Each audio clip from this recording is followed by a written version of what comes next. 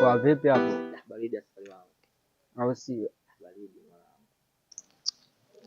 Sababu mjomba wangu anataka kuliaibisha leo, umejua kuliaibisha.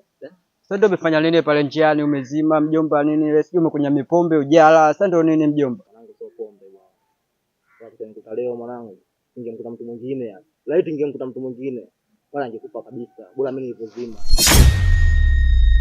Angekufa. Kutokana na vipi? Mimi mtoka mtaani kwangu sielewi. Niende zangu mazingira yangu kuposti nini? Kutokana mzee nikaona baridi mbona mtadekeni pesa ndo haya. Nampata mzee mwanangu namchukulia mali kule na kumchukua kibao lakini mtaji ni hata mwezi mwanangu wewe amini. Na kunjele kuna tu hapa. Nakutana mzee mbele huyu hapa. Na nikaanza kurudi nyuma hivi. Mzee mtokea wawili mwanangu. Nikaona hii. Wewe. Acha masiala wawili. Kaka haja kukuta. Kwa nini maanisha mzee mchawi? Kaka uchawi upo. Nimeamini leo kama uchawi upo. Baba kuna wazee wanatembea na skule. Kuna wazee wanatembea na watu. Wewe usiniambie uchawi upo. Uchawi hamna bwana. Uchawi gani wewe? Wewe umekunya mipombe ujala unasema uchawi vipi sasa? Itakukuta. Itanikuta vipi? Mimi nakuwa sasa sikia nikwambie. Mimi naona wewe ujala ujue. Sababu sikia twende kwa mama Wabongo kwanza tukale. Mimi nakuona ujala twende kwanza hivi kwa mama Wabongo ukale. Bali tuondoke mwanangu. Ila kaka itakukuta mwanangu.